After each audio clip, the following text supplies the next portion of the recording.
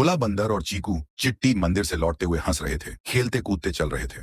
सड़क के किनारे हरियाली थी, सूरज की हल्की किरणें उनकी पीठ पर पड़ रही थीं। चीकू बोली, भोला आज तो मजा ही आ गया। भोला हंसकर बोला, और क्या, तू अब डरती नहीं। सीढ़ियां भी खुद चढ़ गई। उधर मंदिर के पास बैठा विश्वास पंडित शेर मुस्कुराता रहा और मन में बोला, अब असली परीक्षा कल से शुरू होगी। उसने दूर जाते चीकू और भोला को देखा और मन में बस इतना कहा, अब देखना यह है कि चीकू अपने इस आत्मविश्वास को कैसे संभालता है। अगली सुबह जंगल में सुनहरी किरणें फैल चुकी थीं और हवा में एक अजीब सी ताजगी थी। इस दिन जंगल के लिए सब कुछ सामान्य था, पर चीकू के लिए वो सुबह कुछ और ही थी। अब वो पहले वाली छोटी डरी हुई छींटी नहीं थी। अब वो चीकू चिट्टी थी, जिसने मंदिर की ऊंचाई पर चढ़कर दिखाया था। जंगल में हर कोई उसी की बातें कर रहा था।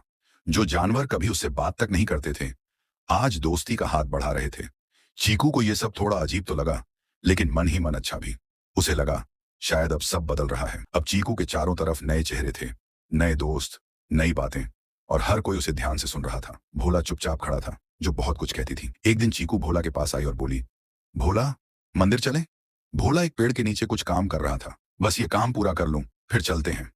चीकू ने धीरे से कहा, ठीक है, और चुपचाप पीछे हट गई। कुछ और जानवर आए और बोले, हम मंदिर जा रहे हैं, चलेगा चीकू।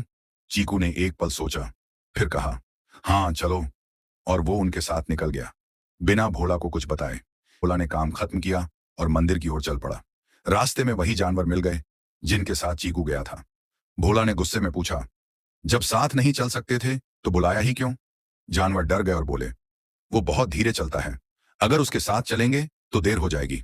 भोला चुप रहा, लेकिन उसकी आंखों में बहुत कुछ था। वो मंदिर की ओर दौड़ा और देखा, चीकू थका हुआ था, कांपते पैरों से सीढ़ियां चढ़ रहा था। हर कदम उसके लिए भारी था, लेकिन फिर भी वो रुक नहीं रहा था। मंदिर के दरवाजे पर पंडित विश्वास शेर खड़ा था।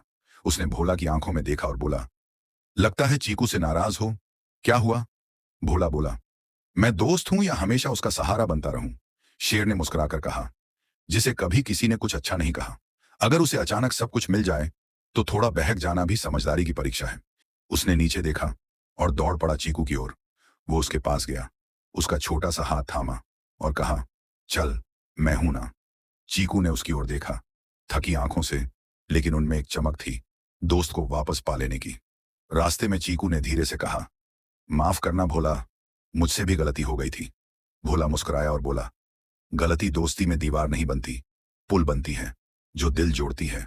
दोनों साथ मुस्कुराते हुए लौटे, क्योंकि सच्ची दोस्ती में नाराजगी टिकती नहीं, वहां बस समझदारी, माफी और साथ होता है।